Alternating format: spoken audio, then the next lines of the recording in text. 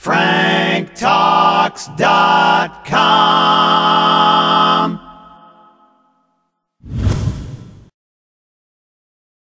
Remember to sign up for the Coping with Loss newsletter and get weekly supporting messages to help you manage your bereavement, grief, and mourning.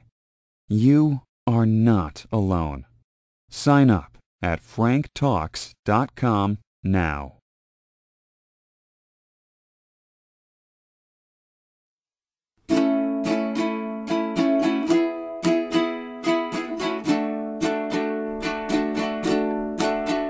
If you need help with your relationships, my buddy Frank, he's got some tips. Just go to franktalks.com. His advice is better than your mom's. He knows what you're going through, 'cause Frank has been there too. So log on to franktalks.com, franktalks.com.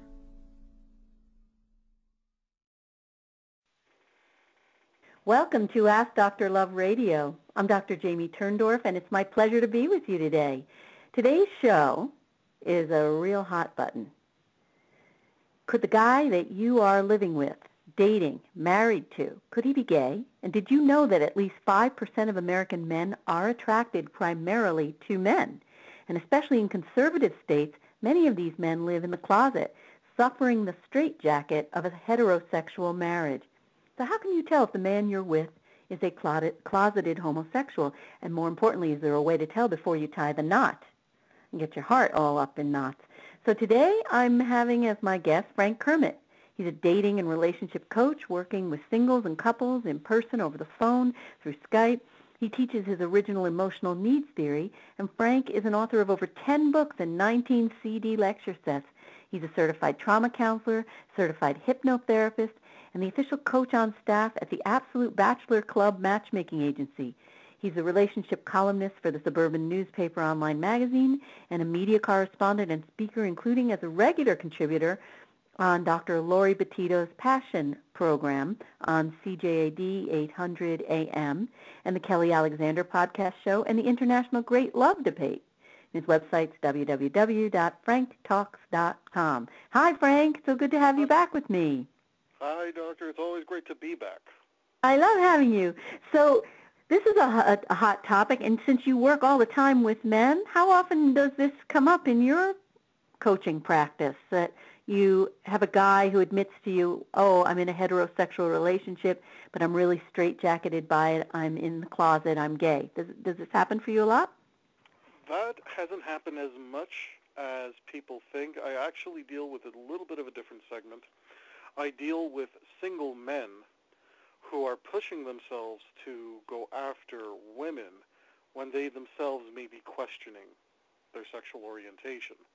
Mm-hmm. And I also work with couples where the woman in the couple, when I work with her privately one-on-one, does admit that she suspects that her husband or boyfriend may not be completely straight.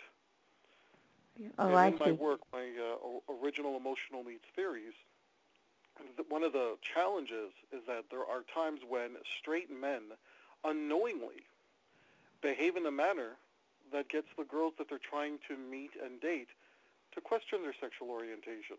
Meaning the man will behave in ways that makes the girl say, does he not like girls?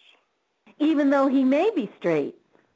But his cases, behavior might send out signals that make her think he's gay when he's not. So we're talking about the flip side of the coin, the guy who's gay and wants to pass himself off as straight versus the guy who's straight and is coming across in a way that's not accurate. Yes, exactly. So what do you say to these guys, the ones who are gay, and they're trying to pass themselves off as straight? Well, usually I start off by asking questions. I start asking questions such as, okay, well, why do you want a relationship? What is it you're looking. You mean with a woman? With a woman. And Yeah. I'll start with those type of questions. And then we get into what is your sexual history. And then, of course, I ask, have you ever experimented? Have you ever been attracted to? Have you ever tried? Many of these men will respond with, no, absolutely not. That's ridiculous. And it's only after a certain period of time where a certain amount of trust has been developed where they feel safe to reveal their curiosity, their yearnings, some of their experiences that they've You know, actually... Sigmund Freud said, Frank, that it is not natural for human beings to be heterosexual. He believed that by nature we're all bisexual, and that people will direct their sexuality perhaps in the heterosexual direction because it's easier, because, you know, to form a family and create a stable family unit, it's easier. But that Freud surely believed we are by nature bisexual. We could swing either way. What do you think about that? I would have to disagree with that for one specific reason. If you go into subcultures of North America, where full acceptance and a full openness to a person's sexual orientation and sexuality exists, and people have the full range of choice to do whatever it is they want, not everybody chooses to experiment with people of the same sex. So you think Freud was off the mark, and maybe he was a closet homosexual who was trying to convince himself, hey, I'm not different from anybody else because I'm into guys. Well, I don't know. I don't know enough about Sigmund Freud as a person to make that sort of comment. What I would say, though, is that there is a belief that if you give somebody permission to experiment and to try all kinds of things, that's exactly what they're going to do. And I would agree that the vast majority, if they had any sort of interest or curiosity, might want to try it just to see, well, am I missing out? Is this for me? Is this not for me? Do I like it? Yeah. However, having gone and had experiences within subcultures such as the polyamorous community, the swinger lifestyle, the BDSM community, and so on, you end up meeting people that have full range, full chances to experiment and participate in all kinds of activities, and they simply say, I'm not into it, it's not for me, I have nothing to stop me, and I'm still not going for it. Yeah. So I use that as tangible evidence that just because Freud was not right. That's what you're saying, that people have a predominant orientation. Some people do. There are some people who may be of one orientation, in this case heterosexual, that may take on the behaviors of homosexuality or bisexuality, but not necessarily geared towards that. There's a number of women within the subculture of the swinger culture that do not define themselves as bisexual. Their attitude is, I'm a straight woman, I'm heterosexual, but I have had experiences with other women. It's an experiment, it's a form of play, but I'm not drawn to it per se. I would rather, when I have my choice, I choose to be with a man. So we also are talking about the way people define themselves versus how other people would define them for the same behavior. Yeah, and I think you're right about that from what I have experienced in my own clinical practice, and now I'm at it for, 32 years. But only my hairdresser knows for sure, Frank. I never said that before. But people will trust their hairdresser more than they would trust their own therapist, you know. Ay, right? But I have seen, yes, people do tend to have a predominant orientation, and yes, some are more bisexual and could go either way. Did you ever see that movie, The Crying Game? Do you remember that? It was such an incredible film, you know, where there was an emotional connection that was formed, you know, and such an emotional heart connection. And he did not know that the man was a drag queen, a transgender person, and when he finally found out, it was so traumatizing to him, he actually threw up. He was so upset. But he couldn't help how he felt. You know, that movie really broke a lot of barriers, because I started, thinking that so often we develop attraction for people based upon a heart connection, and that even though you might not define yourself as homosexual, if you form a bond with someone, you could develop sexual feelings, even though that might not be your primary sexual orientation. sometimes feelings may also be misinterpreted. A feeling of admiration can sometimes be misinterpreted as a feeling of attraction. Oh, yeah. Oh, yeah. So Yeah, it's true. And so often also, I read a research many, many decades ago about, the anatomy of homosexuality in men and women. And the research said that in most cases, men were almost genetically predisposed to being homosexual, whereas women who became homosexuals had sexual abuse in their history. And that most often when you looked at the woman's history and she swore off all men, it was often following abuse, which was not the case for men. Are you familiar with that research? I'm not familiar with it, but it does sound interesting. Yeah, and it was a real, real broad research, and I must say that I have actually seen that bear out in my own practice. Most of the women I know who are gay will talk about having been abused. But what's also interesting is I knew a guy. It's a very interesting thing. After my husband died, a couple years, into my singlehood, my widowhood, somebody said to me, look, you've got to do internet dating. You just have to, because how are you going to meet somebody? You live on a deserted dirt road. And, so I met this guy who told me that he was bisexual. And, it was more like a case study than anything else as I listened to him talk.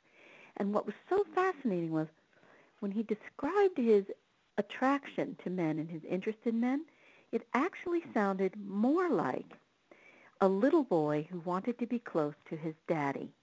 And you know how you were saying a couple seconds ago, you're misreading the nature of the attraction? It was almost as if it was pre-sexual. When he was a little boy, his daddy abandoned him. He never had a father. So it struck me that he was actually looking to be close to a father, and that everything he wanted to do with men felt like what a little boy would do in hugging his daddy and being close to his daddy. The man didn't want to actually have sex. He just wanted to be close, and it was almost a pre-sexual thing, and yet he defined himself as bisexual. And to me, I didn't think it was correct. I thought he was just more abandoned and traumatized. You know what I'm saying? It sounded like the child within never healed. Exactly. And that abandoned child was looking for a daddy. And he called himself bisexual because he didn't know how else to define, I want to be close to men, right? When in fact, it didn't seem true to me. Isn't that fascinating? Similarly, I had a patient, this was decades ago. She was a self-declared lesbian, and she was a woman who had been very mutilated and abused by her mother. Her mother tormented her, Frank, burned her with cigarettes, made her drink her pee. I mean, it was really horrendous. And this woman was a lesbian. And I thought about her in a very similar way to the bisexual man, that she was looking for a mommy. Every girlfriend she had, she wanted the girlfriend to take care of her and cook for her and pamper her and do all the things that her mommy never did. Again, it was like pre-sexual, It was trauma, masquerading as, I am really gay, when she wasn't. Now, that's not to say that people aren't gay, but there are so many cases when we misread our own yearnings and cues, That's actually very correct. But we also have to make a distinction about somebody enacting a particular behavior because they find it healing, or they're trying to find some sense of balance in life, and people who legitimately have a sexual orientation where they are legitimately attracted to people of the same gender. And we must remember that whether or not the behaviors you see are as a result of a legitimate sexual orientation or as an act of trying to heal some sort of past trauma, if the person defines themselves as such, and that allows them to function in life, and that allows them to move forward in life, then that's okay. Whatever floats your boat. But I'm always big on being aware of what the trauma is and healing it so that you're not dragging around wounds, and not living your full potential and your full essence. Frank, I'm going to take a brief break. When I come back, we're going to do Dr. Love's Quickie segment, and maybe during the Quickie, I'll give you a chance to think during the break about some of the telltale signs that a guy is gay, so a woman will know, okay? And I'll be back with you in a moment on Ask Dr. Love Radio. You're listening to Ask Dr. Love with Dr. Jamie Turndorf. AskDrLove.com is the web's premier relationship advice site since 1995. Visit AskDrLove.com and search thousands of free relationship advice articles on any relationship issue you may have, or submit a question to my free advice column. And remember, this show is for you.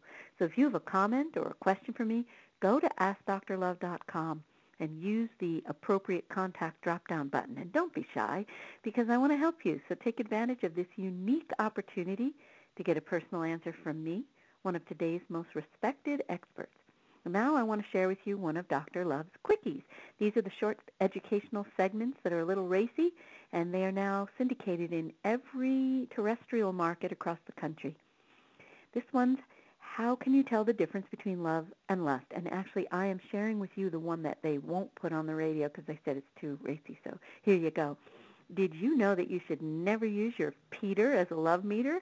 No wonder Mark is missing the mark, because every time he takes a new woman to bed, he ends up scratching his head. His big head, I mean. How can he tell if he's in love or only in lust? Time. Simple lust usually fades within a few weeks to months, while true romantic love lasts. So remember, when it comes to gauging whether you're in love or only in lust, never use your Peter as a love meter. I'm Dr. Jamie Turndorf of AskDrLove.com. Now back to Ask Dr. Love Radio. Welcome back to Ask Dr. Love Radio. I'm Dr. Jamie Turndorf. I'm talking with my wonderful guest, Frank Kermit, dating and relationship coach. We're talking about how to tell if the guy you're with is a closet homosexual. So, Frank, this is the time in the show I call Dr. Love's Quickie segment. It's short and sweet. So do you have some short, sweet tips for our female listeners how you can tell that the guy you're with is gay? Absolutely. First of all, let's look at his general mannerisms. Do not assume that just because he is very feminine that he's automatically going to be gay.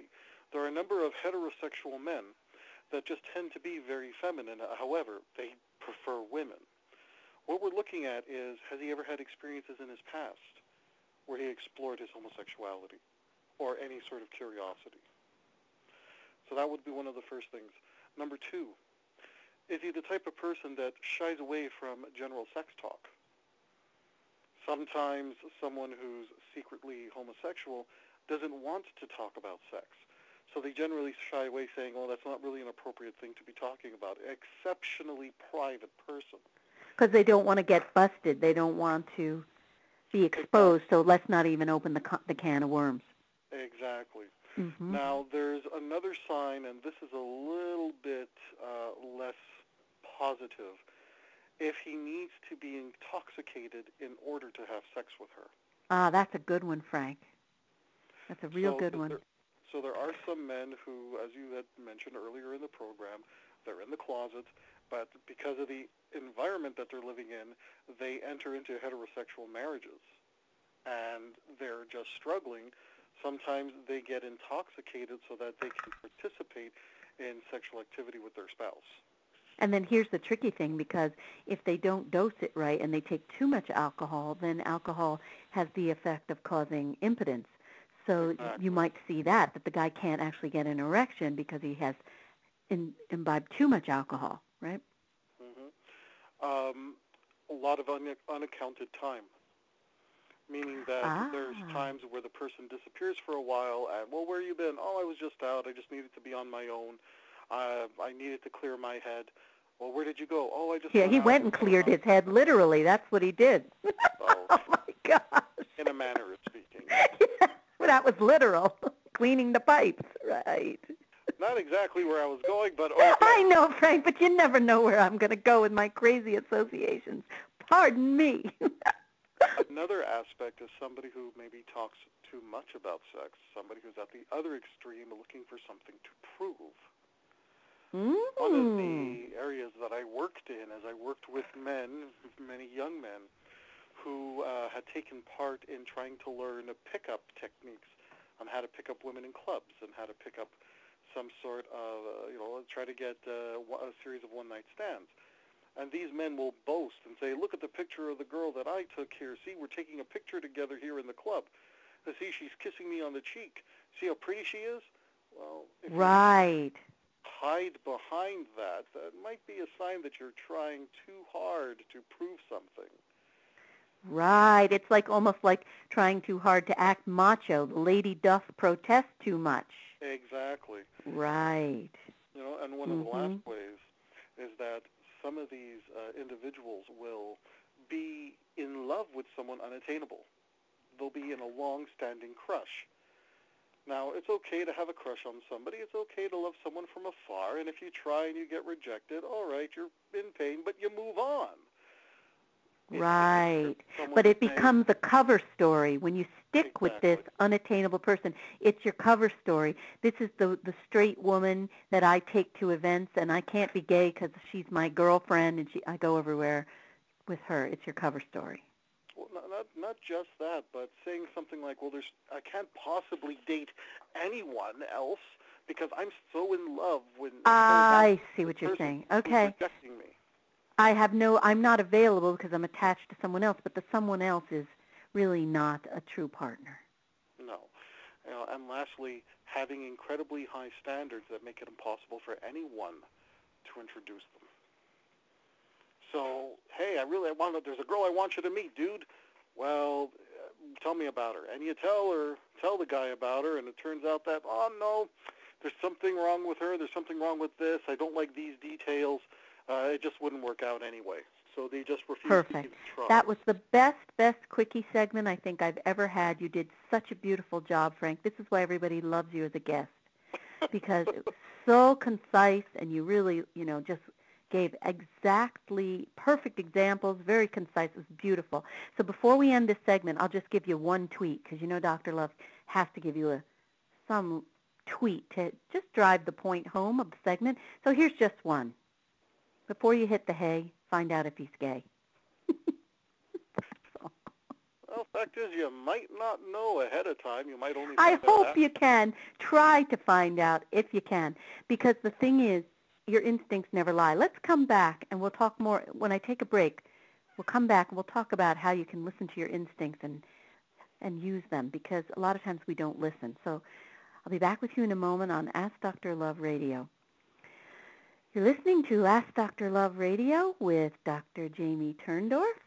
And I want to say, if you yearn to get along better with your life partner or your spouse, friends, family members, and even coworkers, my Hay House book, Kiss Your Fights Goodbye, Dr. Love's 10 Simple Steps to Cooling Conflict and Rekindling Your Relationship, shows you how to turn conflict into connection for a lifetime of lasting love. This is Ask Dr. Love with Dr. Jamie Turndorf, and if you have a question or a comment for me, submit it using the appropriate contact buttons at AskDrLove.com. And I invite you to join my love revolution. Sign up for my free newsletter at AskDrLove.com, and now you'll receive an exciting free gift, which is a free excerpt of Love Never Dies. You're listening to Ask Dr. Love with Dr. Jamie Turndorf, and once again, back to Ask Dr. Love Radio. Welcome back to Ask Dr. Love Radio. I'm Dr. Jamie Turndorf, and I'm talking with Frank Kermit, dating and relationship coach, about how you can tell if the guy you're dating is gay. So, Frank, we were talking, I made a little tweet before we took the break, and I said, well, find out if he's gay before you hit the hay. And obviously that's an ideal, that you would know as much as you can about the partner, whether you're compatible, whether the person is actually gay or straight, before you are risking yourself. Because becoming physically involved, especially for women, ups the ante. You drop the panties and you up the ante, you get more attached. So I was saying before we took the break, how can you tell? We talked about how you could tell, but are there some other things like women, have you noticed women don't listen to their instincts? That there's something that tells them, uh-oh, I think this guy's lying. So beyond the excellent tips that you gave during the quickie segment, what else would you say to a woman? Boy, there's so much I can say about this, but I think I'm going to pick 2 or 3 very key points. Okay. The first point I want to make is that not everybody's instincts are tuned in. If people have their own internal works that they need to deal with, their instincts may be corrupted. So they may not be able to spot the red flags. They may not be able to spot what it is that they would normally be able to see, what their friends would be able to see, what their family would be able to see. Now, that's a very important point you're making, because sometimes we can be our own worst enemies unintentionally, where our radar is not operating because we have, for example, some kind of wound that we're hoping to heal from childhood. And hope springs eternal. And this time it's going to be different. And I'm going to put the blinders on, and I'm not going to see the nose in front of my face. I'm not going to see all the red flags and the warning signs, because I want to believe that you are not who I know on a deep level you are. I want to hope that you're going to be better or different than the parent who let me down, and I'm going to walk in with my blinders on, hoping to fix it this time by recreating it and getting a different outcome. We call this the repetition compulsion, as you know.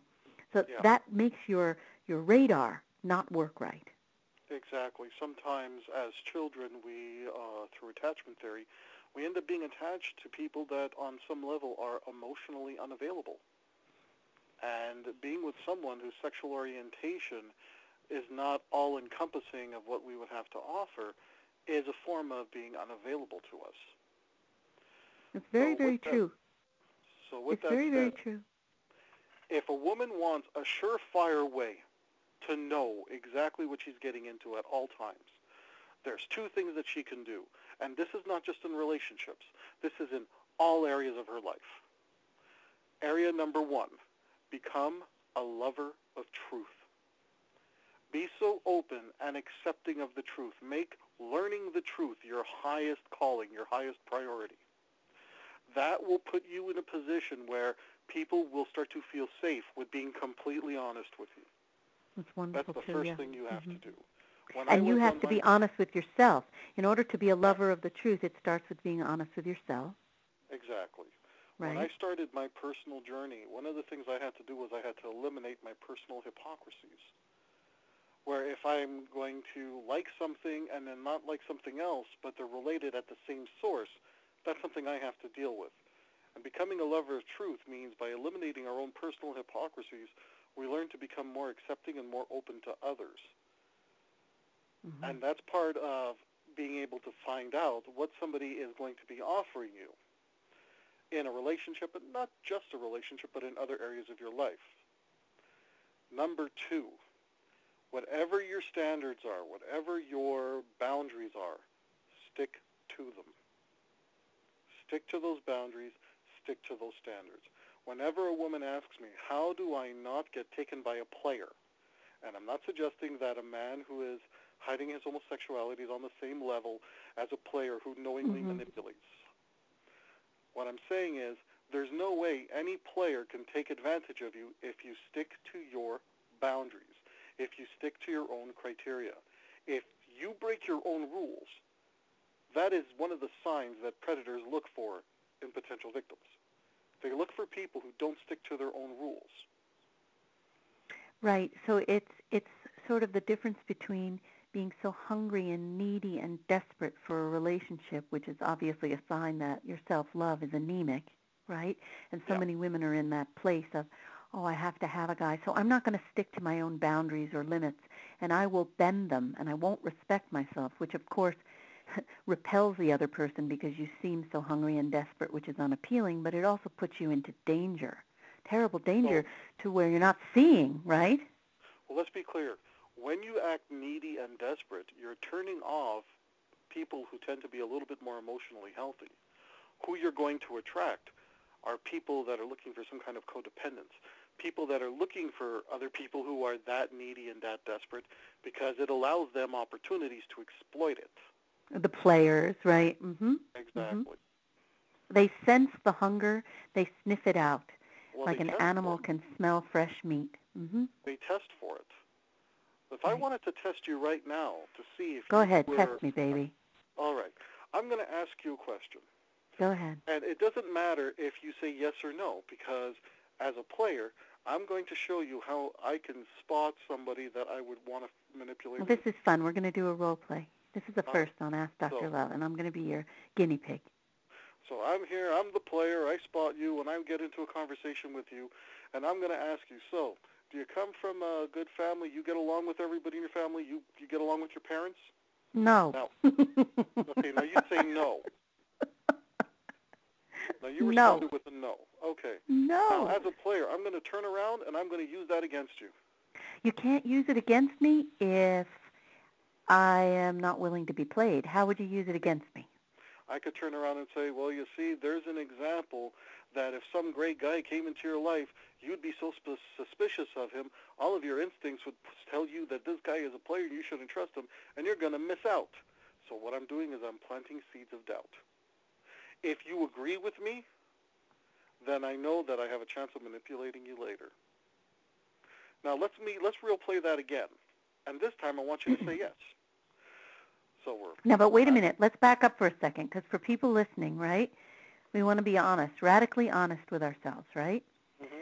So if it's a fact that your family's crazy and dysfunctional, which is the case for probably every shrink we know, so you're going to be radically honest. You're going to tell the truth. You're not going to say, oh, yes, it's wonderful, which is not honest. It's true. It's not great. Now, just back up for a sec. If you're telling the truth and you're very clear on what your boundaries are, would you be played by this person simply for having told the truth? You're saying no, the player no. will look for ways to get in there, right? As I said, if you Right. agree with the player, he's got you. The fact is, just because you don't get along with your family, just because you may have come from a background that was less than ideal, that doesn't automatically mean that you don't have a head on your shoulders. That does not automatically mean that you're going to be overly suspicious and can't recognize a good person and can't recognize a bad person. Right. However, when the player says, it automatically means that. If you turn around and say, well, yeah, I guess so. So you just submitted to the more dominant attitude in the moment. Mm-hmm. That's Mm-hmm. the scene. And if you say to the player, but there is no such thing as always, and never. Exactly.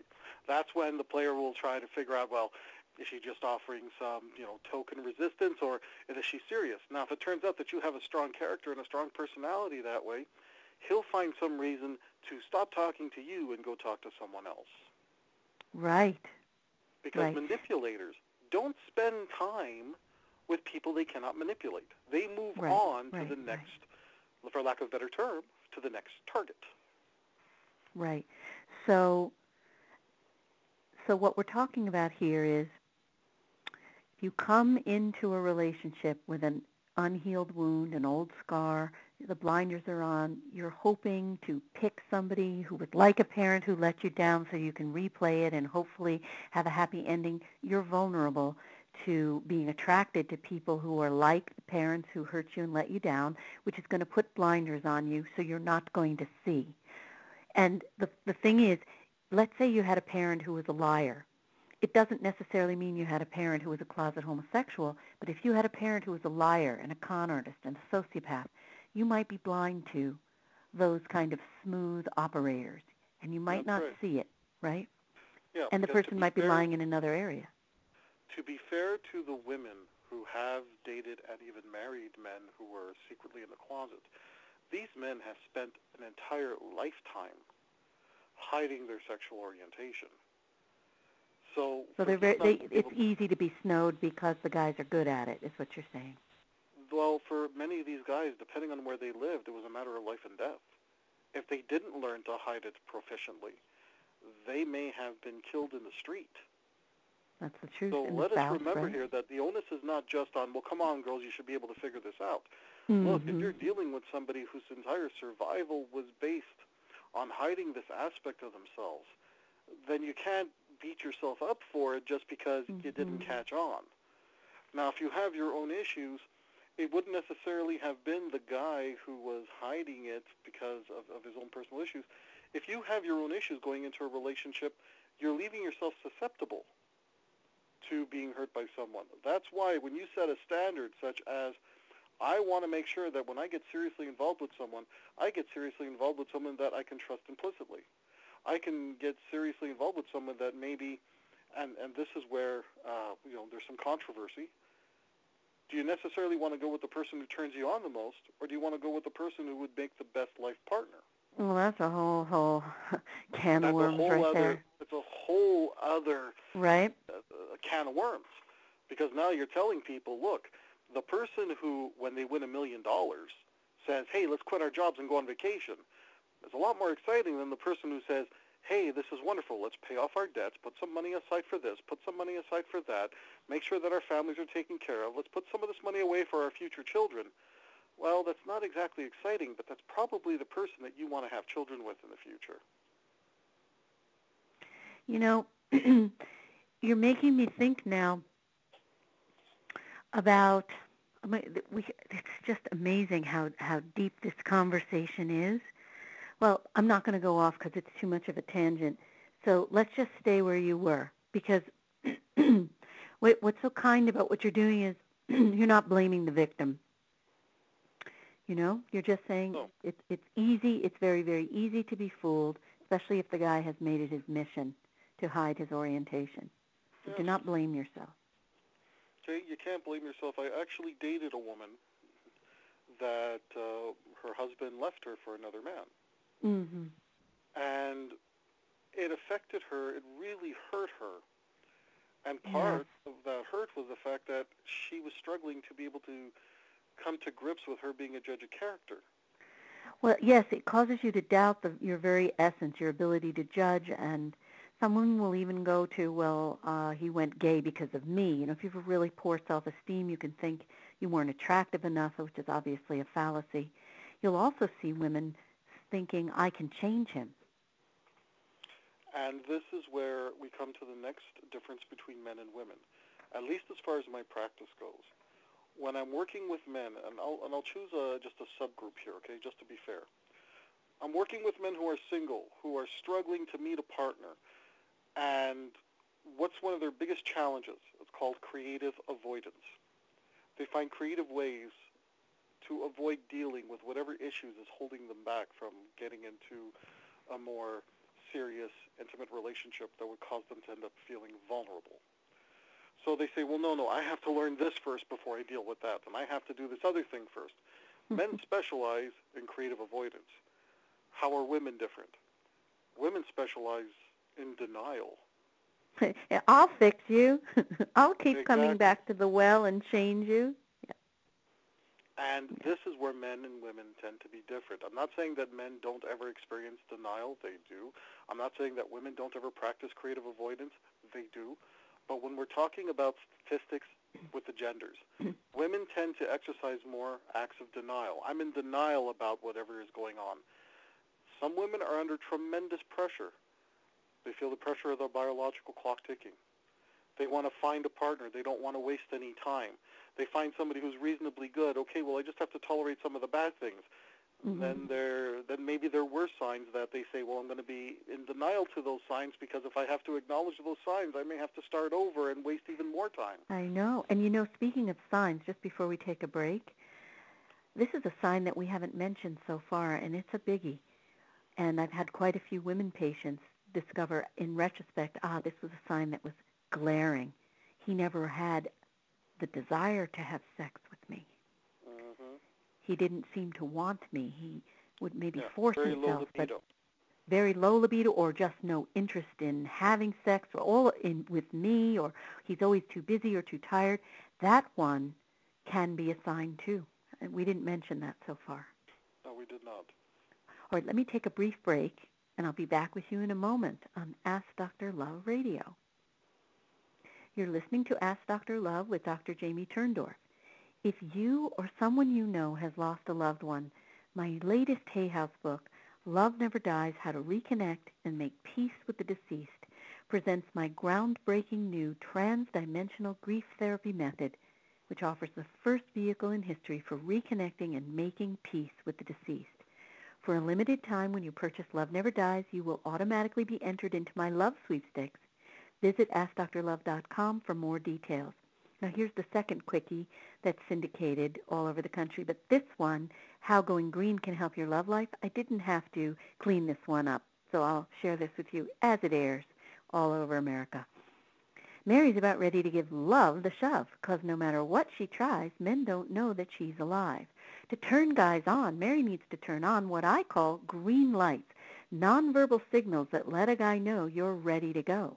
Most guys won't approach a woman unless they're sure to not be rejected. So ladies, if you want to kick your love life into high gear, make your signals clear. Turn on those green lights and flash your pearly whites.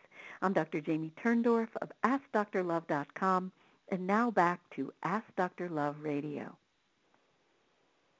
Welcome back to Ask Dr. Love Radio. I'm Dr. Jamie Turndorf, and I'm talking with Frank Kermit, dating and relationship coach, about how to tell if your life partner, boyfriend, or spouse is gay. So where else should we go with this to help women protect themselves and find out before, if possible, before they're deeply attached? First and foremost, it might be a good idea to sit down and make a list of exactly the kind of lifestyle you want, the kind of partner you want, and when you go out on a date with someone, instead of focusing on, hey, let's just have fun and see how things go out on a date with the understanding that you want to communicate exactly what it is you want. It's very true. People don't think of this as a business. We get so caught up in our emotions and the fun and the romance. But this is a business decision also, who you choose as a partner. It can't only be just your head, your heart, your below-the-belt yearnings. It just can't be. I actually have a tool that I offer, which is Dr. Love's critical questions to ask before you get close. And the questions really are a way for people to structure the dialogue. And obviously, you're not grilling a guy like a steak, but you have the questions in your mind, and you pepper your conversations with these questions so you don't come into a live-in or a marriage situation not knowing the person you're with, because I'm sure you see people all the time saying, oh, I didn't know that he didn't believe in doing the housework or the laundry. Well, you didn't talk about it, Well, there's a lot of things that couples don't talk about. They don't talk. I find out of fear. If we talk about it, we may have to deal with it. Right, I might find out that you're not compatible with me. Yeah, well, you're going to find out anyway, and when you have to deal with it afterwards, it's going to be a lot harder to negotiate. So what you're saying is the essence of how defense mechanisms, in this case the avoidance defense mechanism, which is in fact the most early, the most primitive, the most young, the most infantile defense. We're all born with it from the time we're babies. You'll see a baby avoid something it doesn't want to go near by crawling the opposite way, right? That's avoidance. Most people don't outgrow that defense. But what we don't realize is that defenses bite us in the ass. The very thing that we're trying to protect ourselves from turns around and heaps upon us in spades the very thing that we were trying to avoid. Like, oh, gosh, I don't really want to know this because maybe I'll find out we're not compatible. So I'm going to put the wool over my eyes, and I'm not going to ask. And then what happens? Down the road, you get 100 times worse problem because now you're married or you're living together, and you're finding out the thing you didn't want to know, and now you have to really deal with it in a much more profound way. So it's very important to become conscious, right, when you feel yourself starting to avoid, to say, listen, do I want to take my medicine now, potentially, or do I want to swallow a whole, jug of poison later? One of the ways that I get through to some clients is I don't talk about them as much as their potential future children. Because people tend to forget when you're looking to get into a serious relationship, possibly even a marriage, it's no longer about just the two of you and what you're going to deal with. Your decisions are going to impact any children that the two of you have together. Mm-hmm.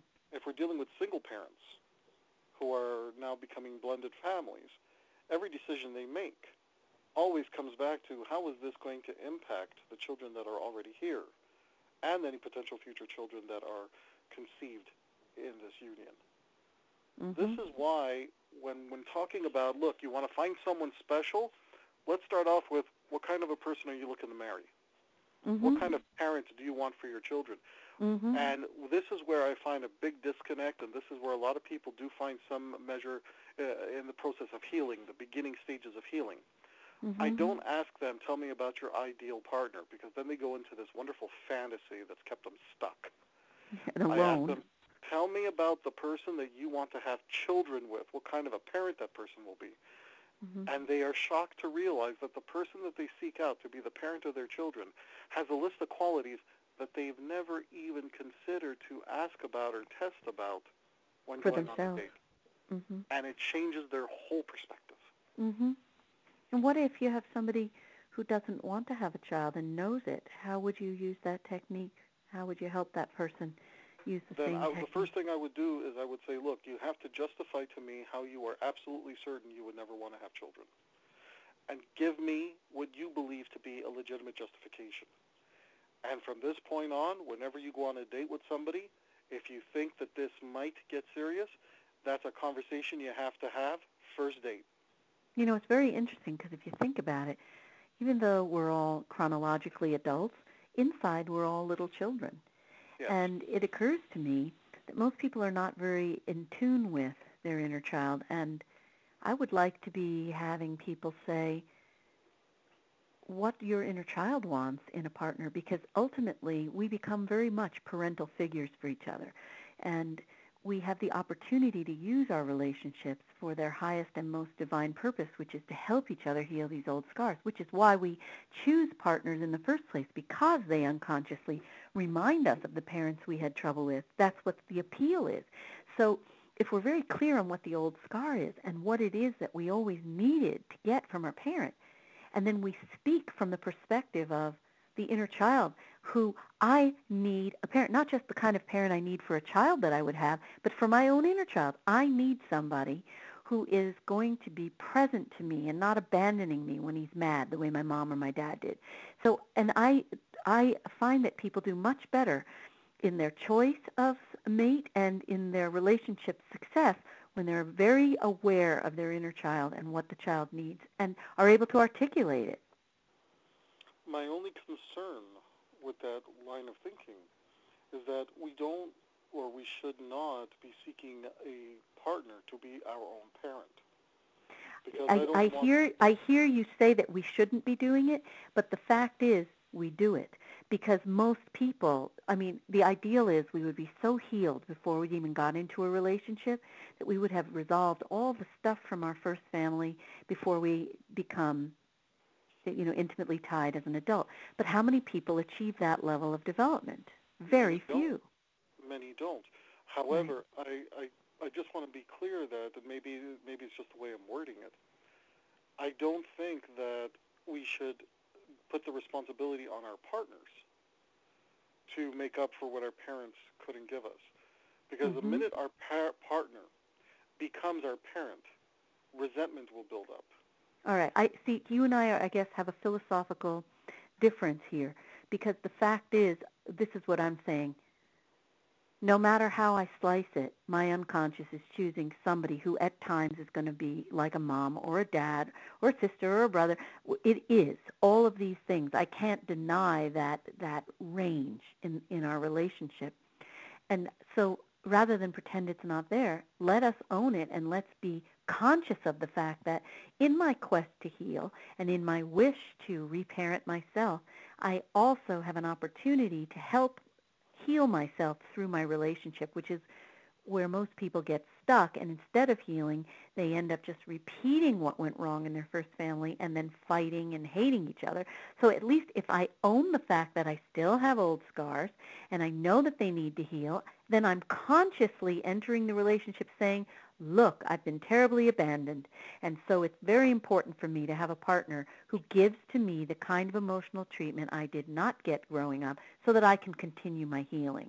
Does that make sense, what I'm saying? That I agree with.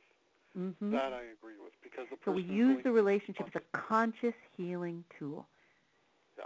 Mm-hmm. Yeah, I agree with that, because if you're conscious of it, then you are still taking responsibility for yourself. Mm-hmm. It's all going to be on the table. Yeah, so instead of trying to change a person to become what you never got, which is forcing a responsibility on a partner that will cause the resentment, you are, in fact, making a better choice of partner to meet your own emotional needs. Mm-hmm. Absolutely. And it's all got to be done in consciousness, right? Agreed. All right. So we got through that when we had our first argument.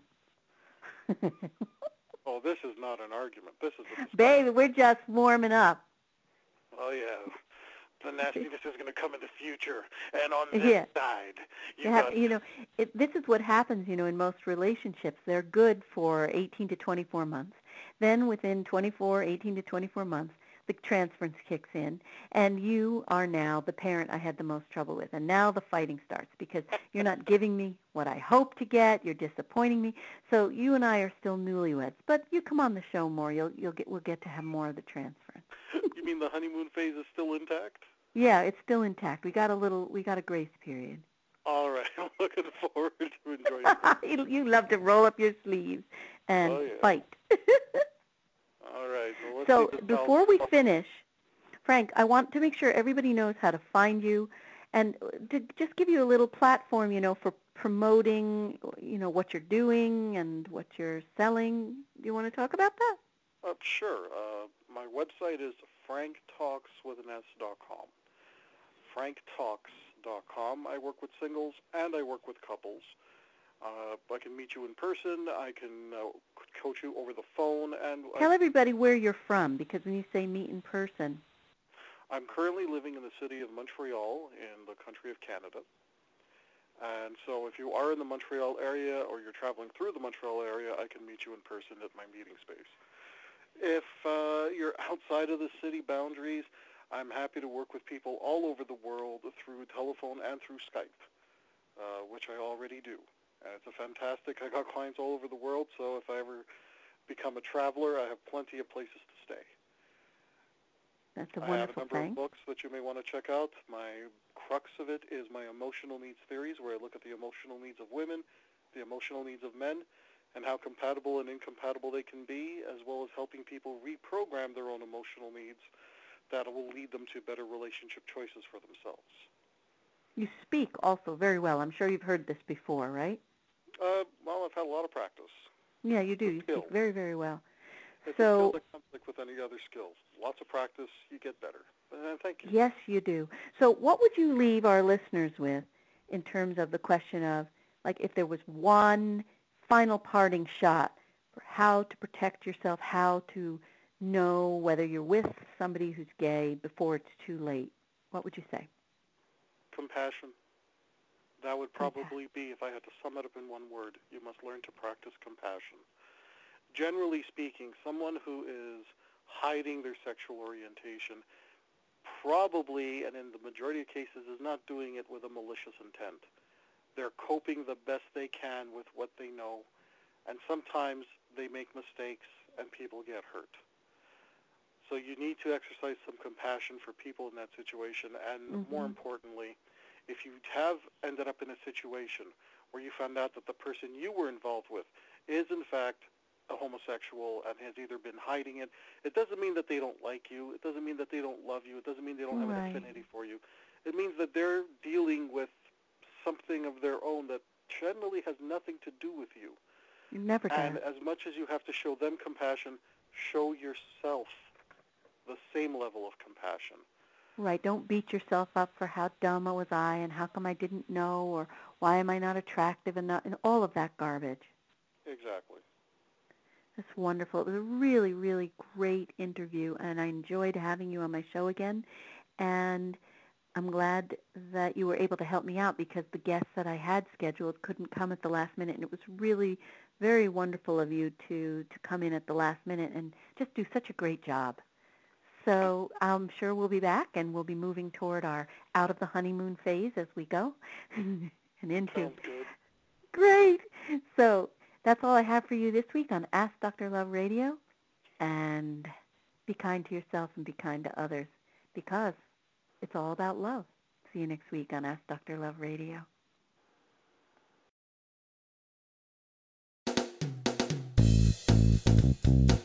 Remember to sign up for the Alternative Relationship Choices ARC newsletter and get weekly tips to guide you through polyamory, swinging, and the basics of non-monogamy. We can help you find your ARC, your alternative relationship choice. Sign up at franktalks.com now.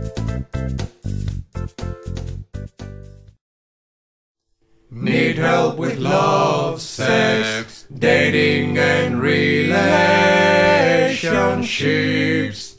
Visit franktalks.com. Check out the Frank Talks Relationship column currently running in the Suburban Newspaper online magazine. To read more, please visit www.thesuburban.com. FrankTalks.com